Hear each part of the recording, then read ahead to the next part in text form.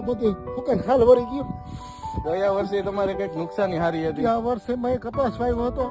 કસ્તુરી અને કસ્તુરી અને કપાસ વાવ્યો પછી ના ઠેરો મને એમ કે હું આમાં ઠરું. આમ તો મને કે તલમાં ના ઠેરા હોય તો પછી મને તલહારમાં હું ઠરું. એને તો મારી મજબૂરી આ છે.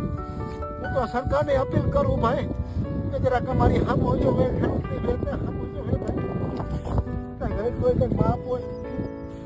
આ તો કિસાનનો દીકરો એ ખેડૂત સહન કરી શકે ભાઈ. પછી કોઈને ના કોઈ પૈસાની મેળ કરી અમને કોણ દે ભાઈ.